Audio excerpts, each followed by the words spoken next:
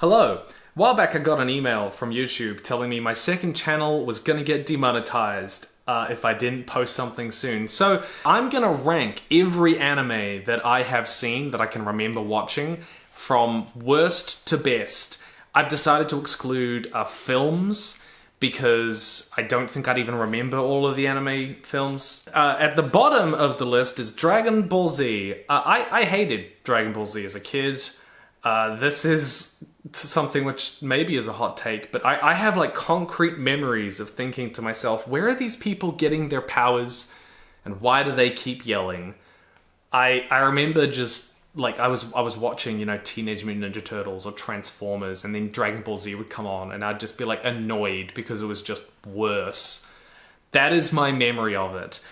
I can't even say I've watched all of it. All I can say is that I don't remember enjoying it as a kid, and I didn't like the characters. I didn't like the world. Like, I really loved the characters of Teenage Mutant Ninja Turtles as a kid. I really loved like the world of Transformers. But I don't think I liked anything of Dragon Ball Z, to be perfectly honest. So that's at number 13 at the bottom of the list. Have I gone back to rewatch it? No. Will I go back to rewatch it? No. I will not. I'm very sorry if you're a big fan of it, but it's just not my vibe. I'm also not really big into power fantasies, which Dragon Ball Z definitely does a lot of that. Like a lot of, there's a lot of... It's also why you're not going to find a lot of like isekai anime, which is when like a character gets like transported to another world and they sort of live out a power fantasy. There's not a lot of that in this list. I just tend to enjoy other stuff, I suppose. Number 12 is Be the Beginning. I don't even remember why I watched this. I found it on Netflix, and my memory of the plot, and you're going to correct me in the comments because I will be wrong. My memory of the plot is that there was there was like an experiment, government experiment, which created like a guy with wings, and he was bad, and there was also like a secret brother or something. I remember just not liking it that much. I remember it just being a little bit confusing and kind of boring. That was my memory of it. But there was definitely a government experiment, and there was definitely a guy with wings and people with powers and stuff. Why is my laptop making noises? All right, we're just gonna turn that off. There we go. So we're just going to move on from that because I honestly don't remember that much about it, and it was at least bad enough for me to not remember it that much. I think there are two kinds of bad. There's really bad, so much so that you remember it a lot, and then there's bad, which is just unmemorable. And I think Be the Beginning probably fits more into the unmemorable side of things, which is not for the record like that's not inherently wrong or anything. It's just that it probably wasn't for me. I'm sure there are people out there who really do love it. But I know that there was an era where Netflix was like trying to make a lot of anime, and they were trying out a lot of stuff. They're still kind of in that era, and they've actually managed to have some really good hits so far. They've invested a lot in animation, and I actually really admire Netflix for that. Maybe they didn't make it, maybe they just bought it, but the point is that they were investing money in the medium, and I think that is really cool, and this was part of that initial era. So, number 11, this is Code Geass, Lelouch the Rebellion. So, again, I watched this, this would be like a decade and a half ago, nearly, that I would have watched this. And if I remember rightly, it's about a dude who gets the ability to mind control others. He has this little symbol in his eye, and if he shows you the symbol, then he can order you to do things. And he's kind of a psychopath, and he takes over the Empire. And the Empire is not good. If I remember rightly, it's like ruled by bad people. There's like lots of war in this world. And there's mechs. The mechs were cool, actually. I remember the mechs being cool. But Lelouch basically takes over, and then he makes himself the villain, and so that everyone else kind of fights him. and he unites the world or something along those lines. That was the plot. I remember enjoying it, but I do remember that I was watching my favorite anime around the same time, and so I had these two, and I won't tell you which one's my favorite, although if you've watched my videos, you might know my favorite, or you can possibly guess my favorite if you know me. I remember watching these two almost side by side, and so there was this contrast between one which I was absolutely adoring and one which I was kind of like, yeah, it's okay. It's memorable, it has some good moments, it looked cool. I remember not liking the animation style as much. The characters all kind of looked like, you know that guy on Yu-Gi-Oh? Oh, Yu-Gi-Oh's not on this list. I didn't like Yu-Gi-Oh. No, actually, no, I did like Yu-Gi-Oh, but I wasn't allowed to watch it. My parents did not allow me to watch it. Same with Pokemon. So unfortunately, those two are not really on the list. So I don't really feel like I can't put them on the list. Point being, they look like a Kyber. You know, the big tall guy? They're all like super long legs. I remember that being an impression in my head that all the characters looked like that. I remember having really cool action scenes, but ultimately just being a little bit lackluster compared to this other thing that I was watching. Briefly, Yu-Gi-Oh! I do remember enjoying. I like snuck away to go watch it, so I must have liked it enough. And I remember having my finger on the TV so that if my parents walked in, I could quickly switch off the TV so they wouldn't see what I was watching. Pokemon, I would like get up on Sunday mornings like super early before they were up so I could try and sneak in watching an episode of Pokemon. I loved it though for the same reason that like kids growing up in that era loved it. I loved it in the sense that I felt like I was missing out. I felt like other kids were getting access to it and I wasn't. So I wanted to be involved. And I remember that later on in life, I actually... Because I was not allowed Yu-Gi-Oh cards or Pokemon cards or anything like that, but I was allowed Bakugan. Bakugan are those little spheres which you like throw onto the cards and they jump out into monsters. And I was so thrilled. I remember when I was allowed to watch that and play that, I got really into it. But then no one my age was into it. No one my age was... I was kind of like, it's just like Yu-Gi-Oh! It's just like Pokemon. But like no one wanted to play it with me. No one wanted to talk about it with me, and that made me sad. I only played Bakugan. I actually didn't actually watch the show. So, anyways, moving on to Lelouch is number 11. Number 10, 7 Deadly Sins. This one I watched a lot more recently, so maybe this is recency bias. I watched this probably within the last 5 years or so. I remember posting about it on Twitter at one point. So 7 Deadly Sins, if you don't know, it's about basically a group of adventurers who have powers which are vaguely based on the 7 Deadly Sins. So the main guy is Wrath, and he's like just super dangerous. If you get him really angry, then he's like godlike dangerous. They're all really interesting character designs. And it's set in a sort of medieval world where knights all have kind of like one magical power. That's kind of it. And then they come up against demons, basically, who represent they call themselves like the 7 virtues, but obviously they're evil, And there's like a demon king which is trying to destroy the world. It's basically that. It's a medieval fantasy thing of knights taking on evil demons to some extent. It's a bit more complicated than that, but you get the gist. And this group of adventurers are kind of like rogues. They're gone away from like the main system. They're fighting on their own, but they're also uber powerful. And I have like very positive memories. There's this great scene. It's a fantastic scene where they're facing down against these demons, and there's this guy called Escanor. And he's Pride, if I remember rightly. But he looks like this like wiry little guy, like he's like afraid and he's small and he doesn't look like much of a threat. But when he kind of gets activated, when you see the full extent of his power, he becomes this really... Oh, there's a squirrel. Anyways, he becomes this really, really cool character, and you see him fight, and he can, like, take down anything. So there's kind of this, like, he's vulnerable when he's not in that form, but he's very powerful when he's basically unstoppable elsewise. And so there were some really cool fight scenes. There were some really great fight scenes.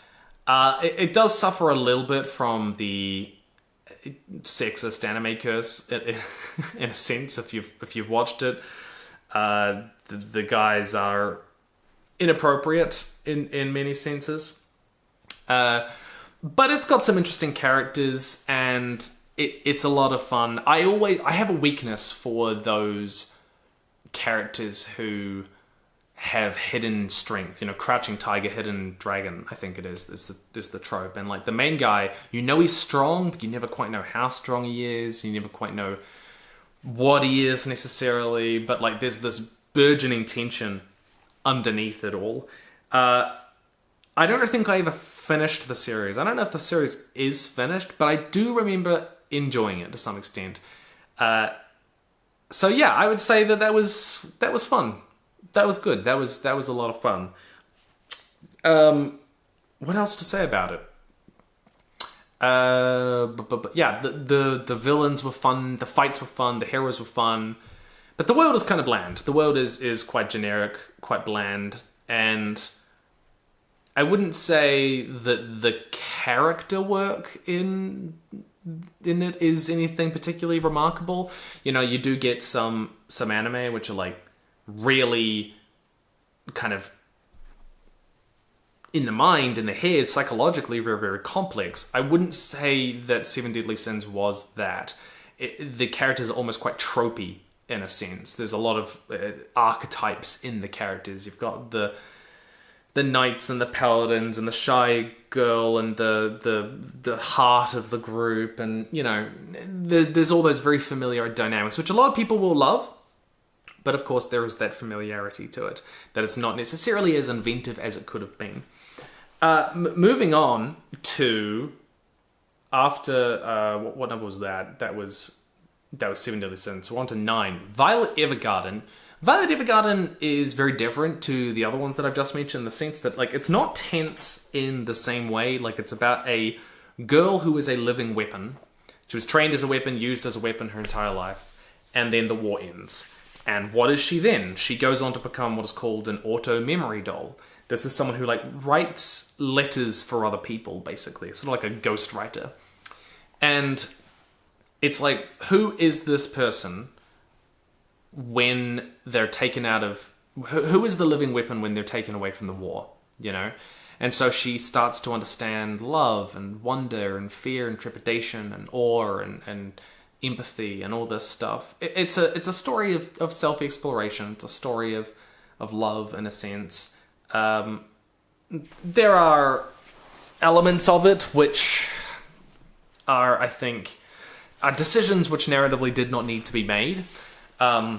That would have been maybe a little bit less creepy, maybe if they were taken a slightly different direction. But overall, like it's a very sweet anime. In a sense, it kind of fits in with that sort of cozy fantasy genre, which is sort of like very much spiked over the last few years, where you're dealing with characters who are often like from a dangerous environment, but then we're seeing like a snippet of this world where it's quite cozy, and that sort of stuff doesn't invade it.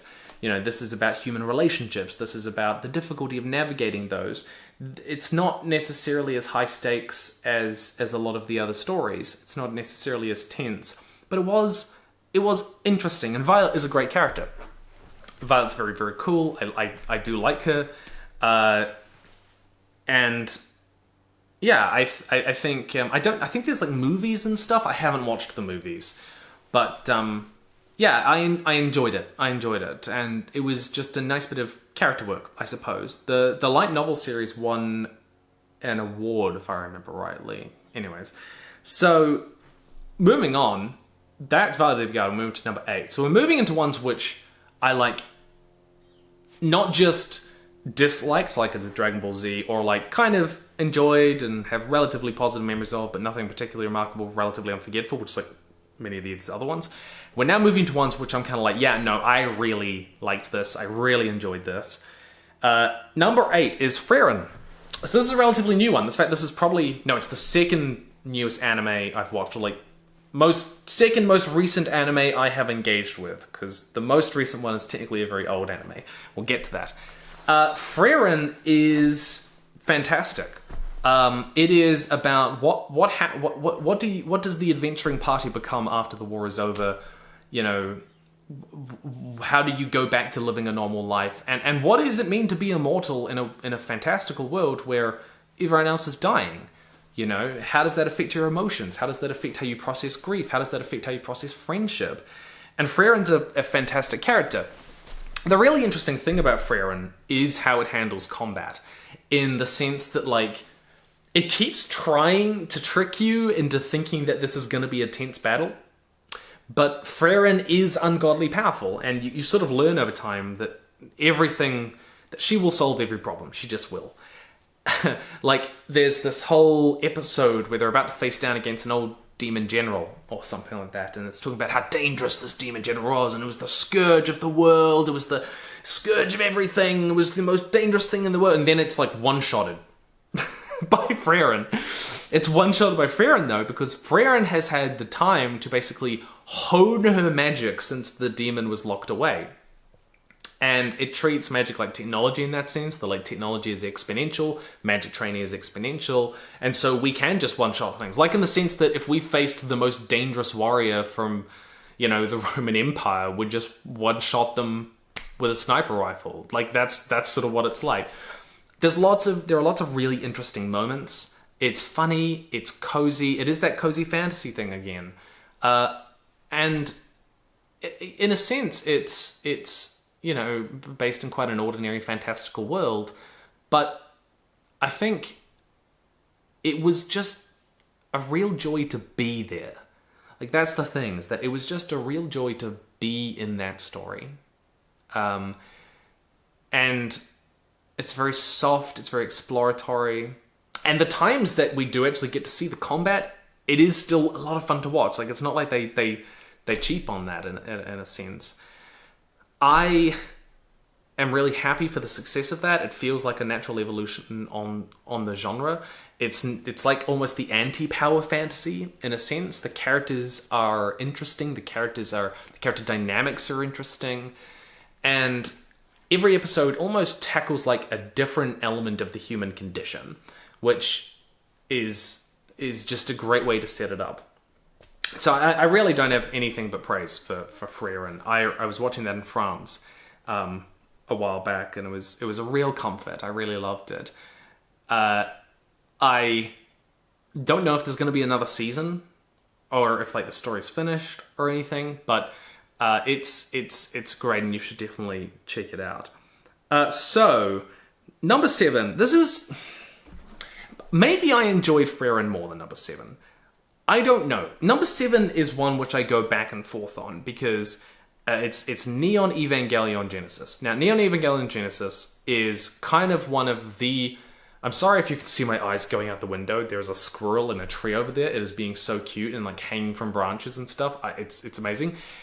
Anyways, Neon Evangelion Genesis is like one of these iconic anime. It's one of these anime which not only responded to all of the anime which came beforehand, but like single-handedly changed everything which came after it.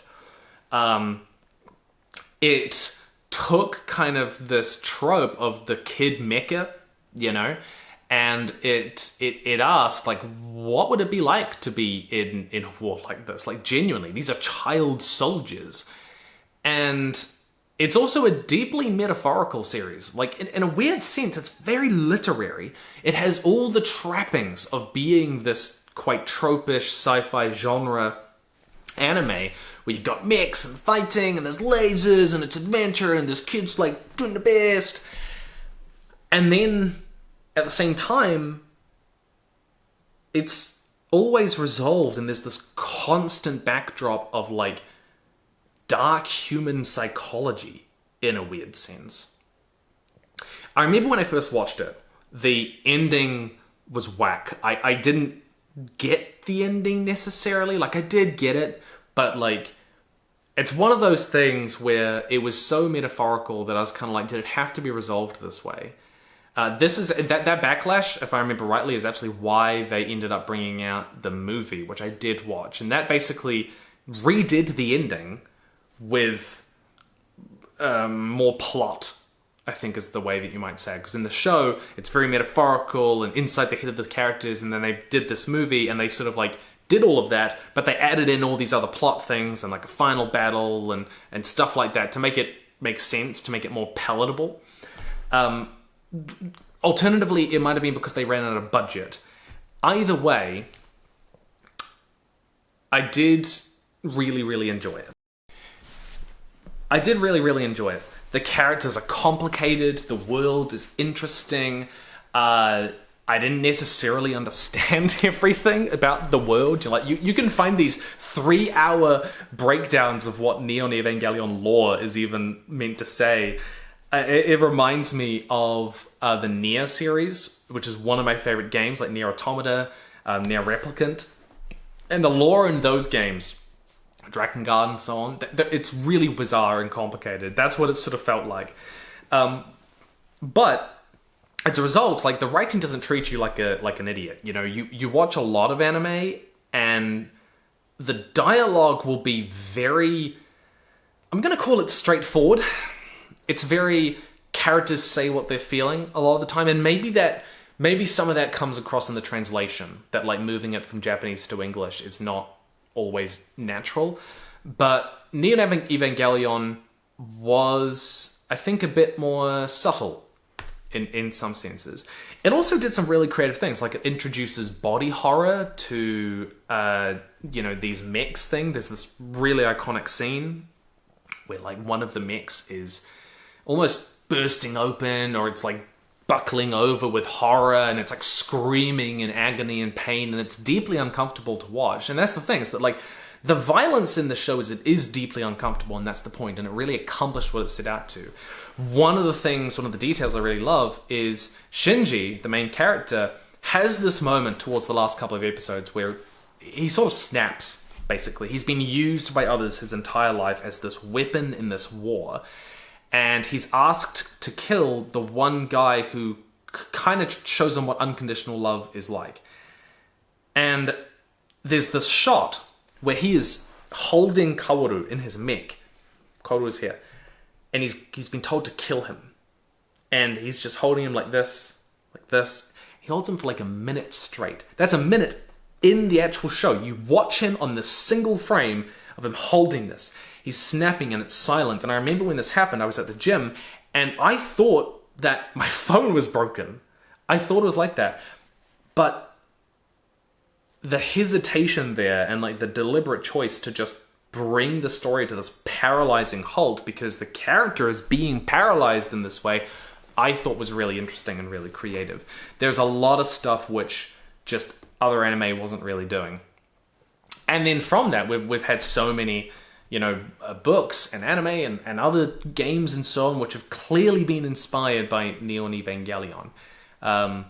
It's really, really fantastic, especially because you get these characters of like the young boy who's been picked to drive the mech, and then you've got the girl who's gonna save her family, and she's like super uptight and super happy and yelly and stuff like that, and you've got the friendly mentor figure who's taking care of them, and then like the story progressively unpacks all of that and is like, this kid is horrendously depressed, this girl is coping with the weight of carrying her family on her back and the fear of her guilt and stuff like that, and the woman is breaking under the weight of human relationships and the emptiness of her father leaving her behind.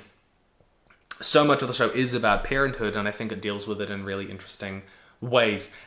There's also a scene, I remember, where you can listen to this one female character getting clapped for like a minute.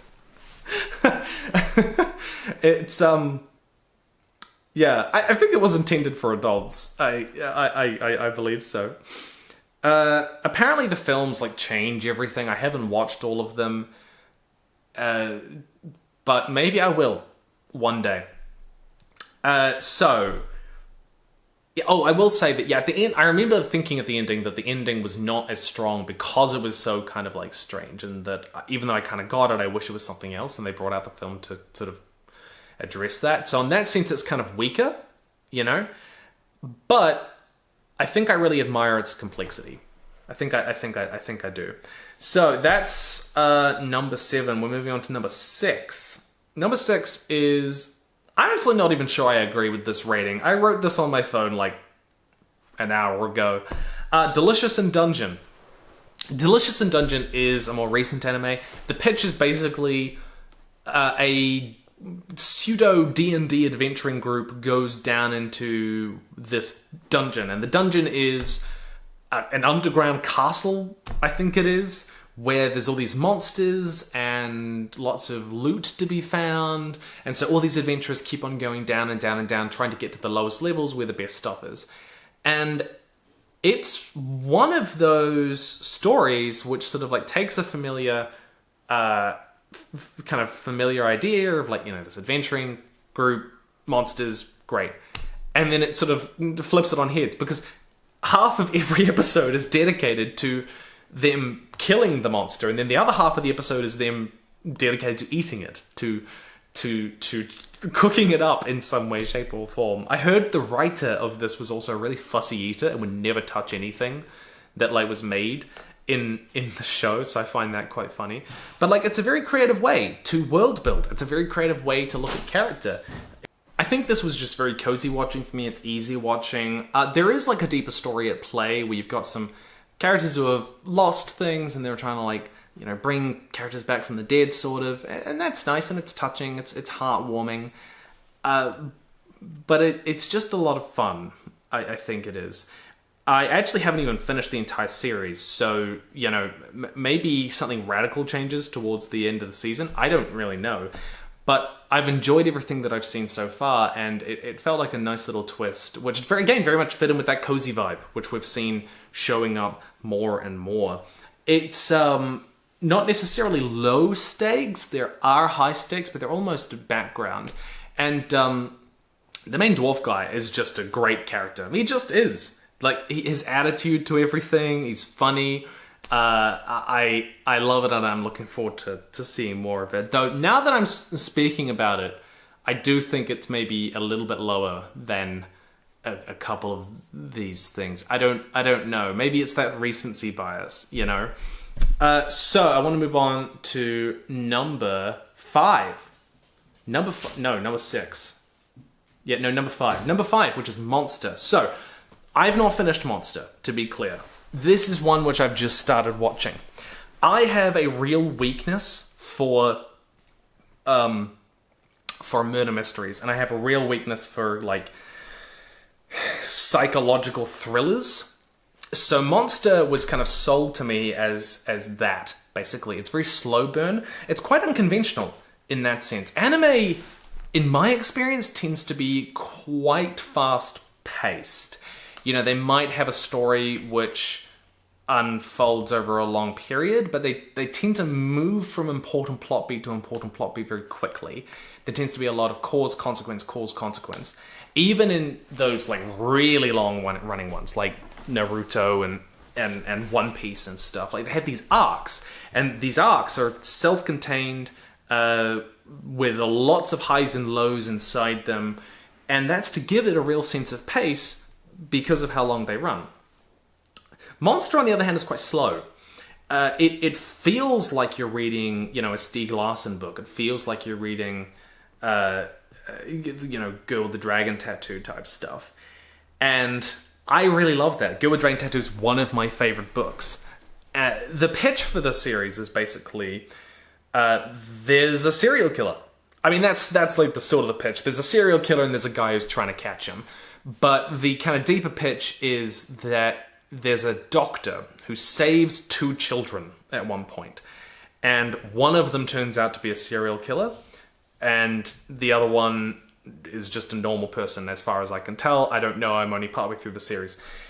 But he starts to feel responsible for this other kid who turns out to be a serial killer. And so he tries to track him down. Except, of course, the problem is that the trail of crimes and the events seem to make him look more and more guilty. At least that's my impression of where it's going. So I really like it. It's also based in East Germany or West Germany. I'm not entirely sure. It might be in West German Berlin. Either way, it's based in that like Cold War period. So there's kind of this like understated, repressive environment, a hanging kind of looming Cold War spy vibe, which is very cool. I very much like that. And the dialogue is really interesting. The character decisions are really interesting. It does take a little bit of time to get into it. It does take a little bit of time to really feel it. But it's, you know, it's got that you're driving through foggy small towns, you're knocking on dark doors. And it doesn't really go out of its way to immediately be as violent as it can be. It doesn't go out of its way to like shock you that much, which I guess I kind of appreciate. It's very much this understated, cool sense of growing horror and dread. Like, I don't know how dangerous this guy is gonna be yet. I'm only 10 episodes in or something like that, but there's very much this promise of it being very tense and very interesting as we go forward. I've also heard from everyone else that it's going to be fantastic. It's a contained anime. This is another thing, by the way, which you may have noticed with my list. I don't tend to watch open-ended anime. I don't tend to watch open-ended stories. I like when the author has a clear idea of what they're making with their story from start to beginning to middle to end. And I like to see how that unfolds, and I like that when I get to the end of the story, I can look back and see how they set up the architecture to make that work. So, you know, the stories which I tend to enjoy as we're going forward, you will definitely see that is also the case. The higher we get, the more and more of that you're going to feel. This, to me, like, this is interesting, because this is like one of the things which books... It's not always true. People are going to be in the comments, no. But at least most of like the biggest fantasy and sci-fi series, they tend to have a relatively good idea of like where they're ending up. You do get some, you know, stories like your James Pattersons or your, you know, those like spy novels, which like there's just a million of them and they just seem to make them up as they go along. But I tend to think that having a really cool plan and being able to see that plan play out is very, very interesting. And I think it shows in the writing as well. Like, that's the thing. Redundancy is something which is very easy to accidentally put in and then very hard to work out once you've got it there. Anyways, so that is number 5. So moving on to number 4, Death Note. Death Note is one of those ones which everyone has seen. Everyone's seen Death Note. It's kind of iconic. I don't know if it came before Monster or after Monster, but this is another idea of like there's a serial killer and there's a chase and it's that tense and it's that psychological thriller. It's very in the head at that point. It does tend to be a little bit over dramatic, but you know there's kind of some joy, there's kind of some fun in the melodrama of it, you know. Especially because if you've been given a notebook from death to kill anyone you want, there's going to be a little bit of melodrama built into that, you know, especially as you believe that you're a god. How are you not God when you can kill anyone you want any way you want? I mean, Death Note, for me, it's quite a sad story. I got the call from my mum that my cat was going to die. This was after I had moved out of home. And not my cat, the family cat. But I was very close with him. His name was Mishka.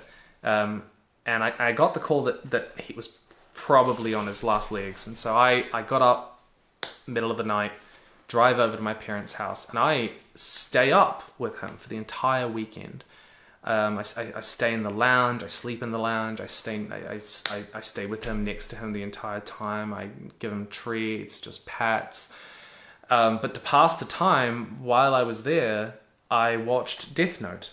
I watched the entire series, all 40 episodes, I think it was. I might have been quite delirious by the end of it. Like, let's be honest.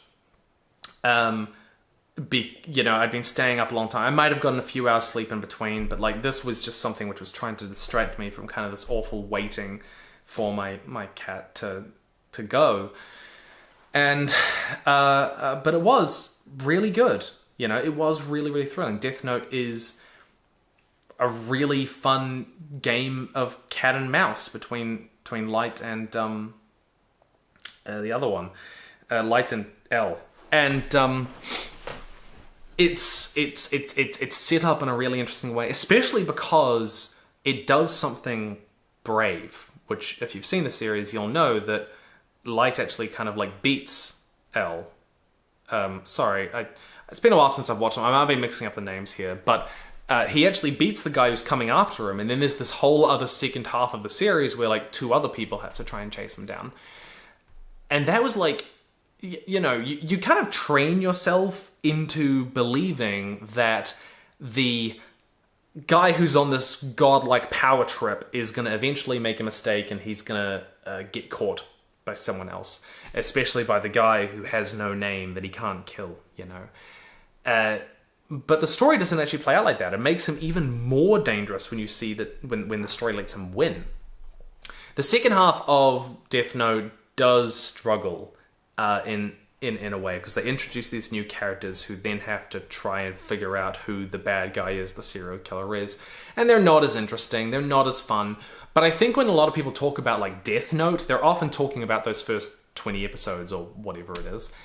They're talking about that first arc, which is really interesting and tense and has a lot of really great moments, including very dramatic animation of writing notes and names in a notebook. I remember enjoying that. Maybe Monster will eventually get better than that. Maybe Monster will rise above that, because I've heard it's like very tightly written and that it ends very well. So, who knows? We're going to move on to number 3 now. Now, this one, I don't know. I actually don't know if I'm going to agree with this in the long run. This is Cyberpunk Edgerunners, and I put this as an anime because Google told me it was an anime. I don't know if it was made in Japan. I don't know if people are going to say, it doesn't count. It was made by 3 people in Arkansas or something. Cyberpunk Edgerunners, if you've seen it, is based in the world of Cyberpunk 2077 in Night City. And the gist of it is this guy called David comes across a weapon, an exoskeleton called the Sandevistan, which makes him super fast and super deadly. And he uses it to kind of like make money and become this weapon, pretty much, at the cost of his sanity. That's the gist. It's a tragedy, in a sense. That's a tragedy. The story is a tragedy, and it's very moving. It's not long. I think it's like 12 episodes, but it is very tight, very interesting. The characters are all great, and the song "I Really Want to Stay at Your House" is a fantastic song. It moves me every time I hear it. It's just a really well done, tightly put anime. There are 2 seasons. There's a second season coming, I believe, which will be fun, and I will be watching that. The main dominant thing for me, the dominant feeling for me, is just I remember being really moved by it. I remember watching it in quick succession because I was just like so drawn into this world, into the story. I also should note that I have a real weakness for Cyberpunk. I love Cyberpunk. I love writing it. I love the vibe of it. So, this was very much hitting the right nerve for me. And I do believe that we are fully in a Cyberpunk renaissance at the moment. This is just more evidence of that. I'm also really glad again to see that this is Netflix taking a bet on an animated show, and I want to support that. I think that is great. I felt that it has this beautiful irony of him wanting to use this weapon, the Sandevistan, to reclaim some sense of agency in the world. This is a repressive cyberpunk world where you don't get to be who you want to be. And he feels that intimately. And so this feels like a way out of that. And yet he sacrifices himself to it. And you can't help but feel that, because how often do we do that? We feel trapped in our own lives in the strictures which have been thrown up around us and in which we had no choice, and we find this thing and we throw ourselves into it, but we often sacrifice so much of ourselves to it that we lose sense of who we are. We sacrifice all of our time, we sacrifice all of our sanity, we sacrifice the time we're meant to spend with family and friends to trying to make whatever this thing is happen, and then we look back and we realize how much we've lost in the intervening period.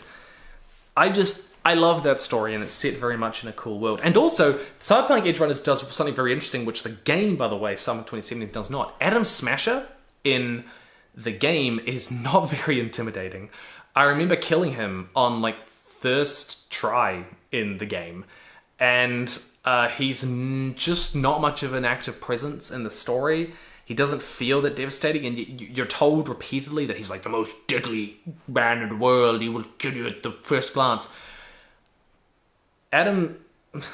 What did I call him? Did I call him Adam Savage? Why is that name coming to mind right now? Either way, that dude... is his name Adam Oh. Sandevistan Adam Smasher. Adam Smasher is who I was talking about. Adam Smasher in the anime is deadly and dangerous, and you feel him as a physically imposing force. If I remember rightly, and I might be wrong here, but he basically only shows up to other characters in the story.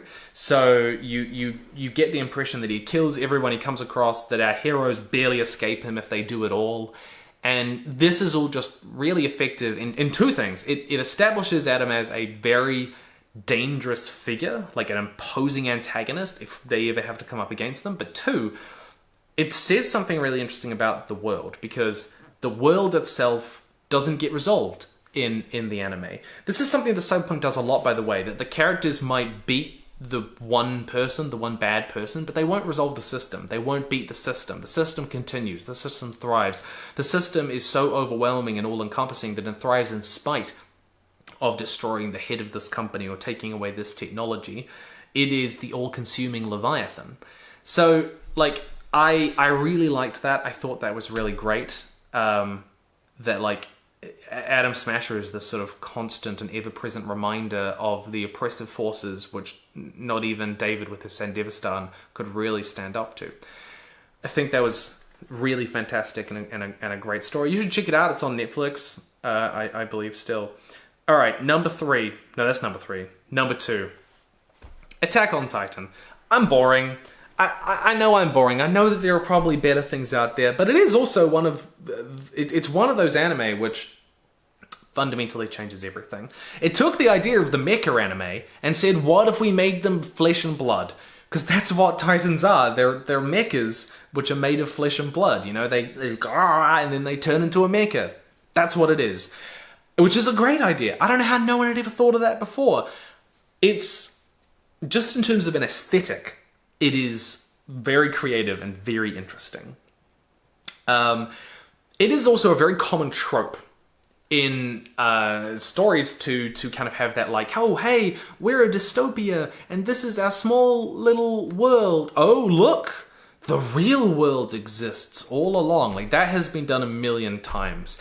And yet, I still think they pulled it off. Like, that's the thing, is that I didn't expect them to be able to pull it off. You know from the start of the series, from pretty early on, you're like, there has to be someone out there, right? Like, the Titans are coming from somewhere. They can't be the only city.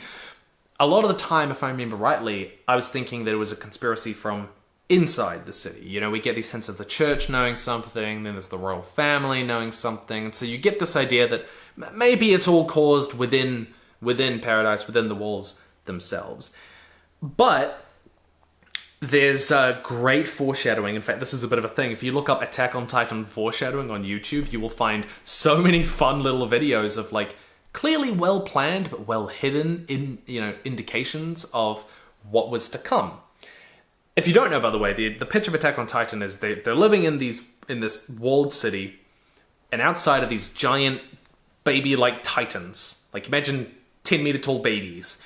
and they attack people, they eat people. And then one day, there's like an intelligent titan, which is like 100 meters tall, which shows up and kicks the walls down, and then it vanishes. And then all the titans flood in. The question is like, can we retake the walls? Where did the titan come from?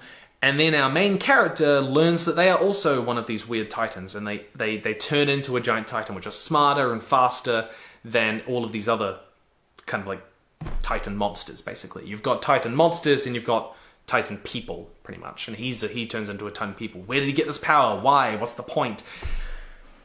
It's obviously just aesthetically a beautiful show to watch. The combat is incredibly smooth. The, ODM gear is just an amazing thing to come together.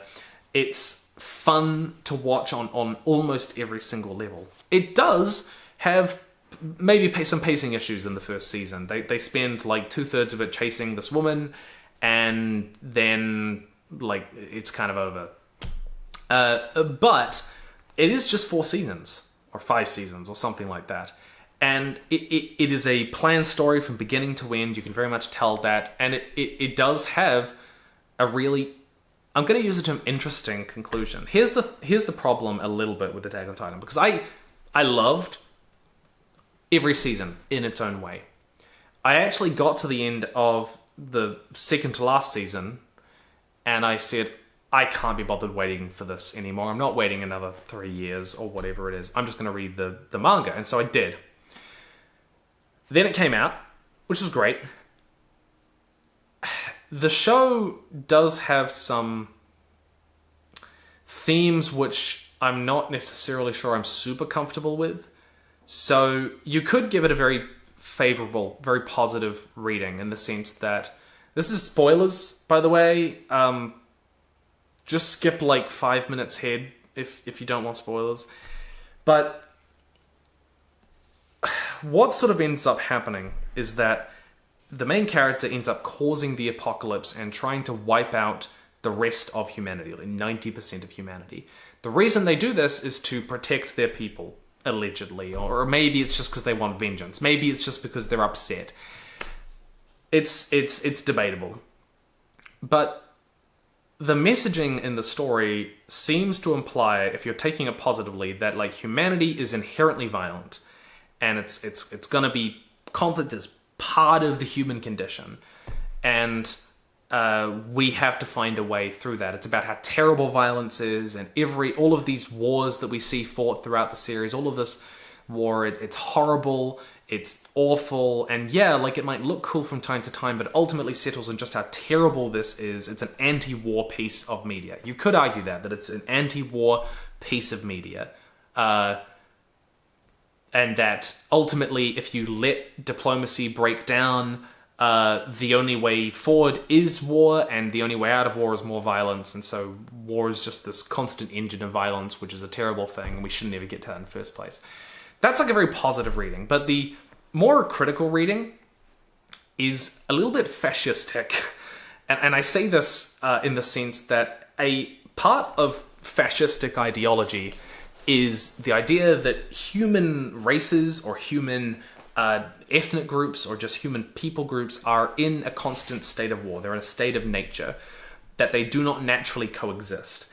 And so the only way out of that is the violence, that this is inevitable, and all you can do is prepare for that in the future.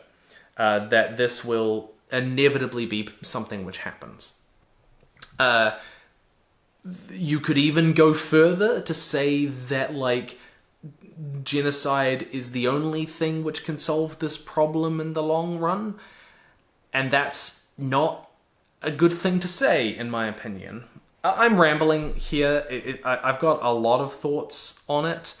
A lot of it's going to depend on, like, the question of, was Eren right? But, like, the fact that there is a large group of people in the community who I've seen who kind of do entertain the idea that Eren was right in wiping out the rest of the world says to me that either the themes were not very efficiently communicated, if it's meant to be like anti-war, or that the themes are quite uncomfortable, especially because, like, if I remember rightly, the author himself is has spoken maybe a little bit too positively of Imperial Japan. Make of that what you will. So that is my caveat, is that the ending, I think, is morally... There's a lot of stuff to unpack there. But the other side of this is that it is a fantastically crafted story. It just is. And I remember, if I separate out that ending necessarily, I thoroughly enjoyed the journey. I genuinely did. It's one of those only ones which I found myself constantly waiting for the next thing. It was the sort where I would know the time of day and the hour that the episode was dropping because I would want to be there as soon as possible. And which, spoilers for, I was kind of like, no, I don't want to know. I want to experience it for myself.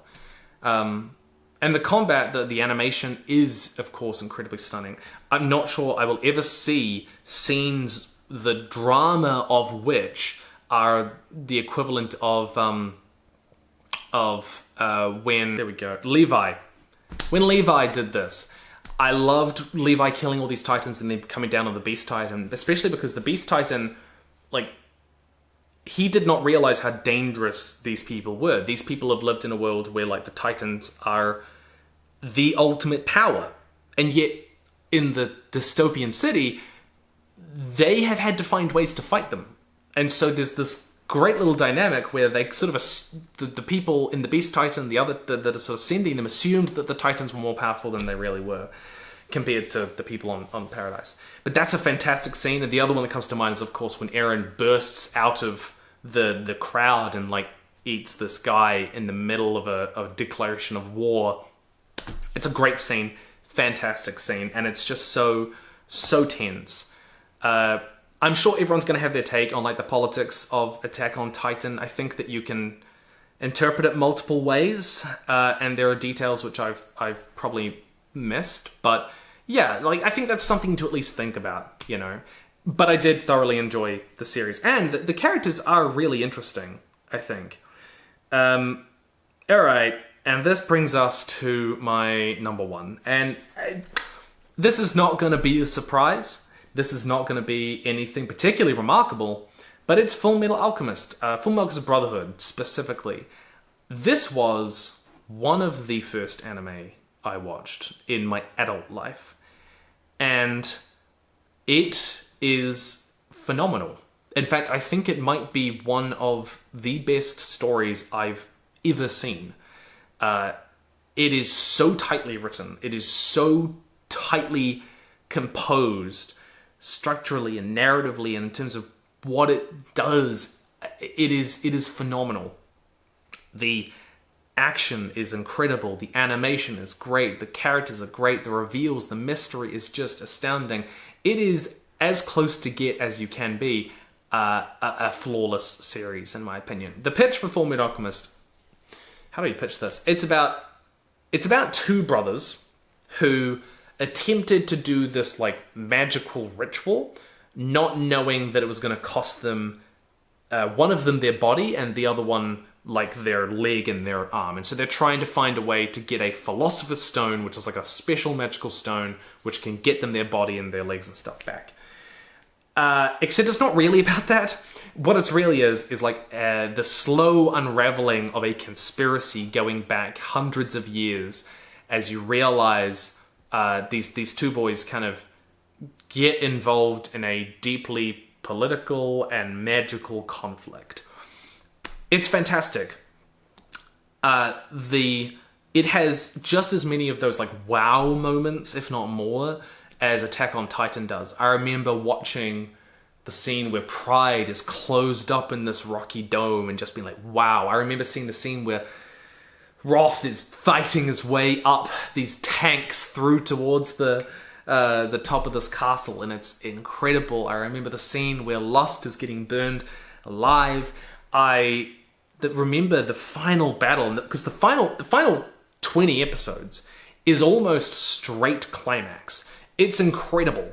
The first kind of third is set up. The second third is exploring what's happening, and then the last third, it's all right, climax after climax. But the story is so layered with so many interesting characters and so many conflicting aims and so many different things which have been set in motion that for 20 episodes straight, you can basically have just constant interest. And it's not like the same battle over and over for 20 episodes. It's just not. The battle constantly changes. The tactics and the objectives constantly change, and the reveals that make these shifts meaningful happen just back to back, and it truly is fantastic. So there we go. I cannot speak more highly enough. There are probably anime I've seen which I've forgotten. But what is your favorite anime? Let me know down below. This was just a rambling video. Hey, maybe if you guys like this, I can do more. Tell me if you would like that. And, you know, if there's anything you'd like me to just ramble about. Because this is stuff that I also wouldn't be making into a normal video on the channel. I will kind of just have to go now. I basically need...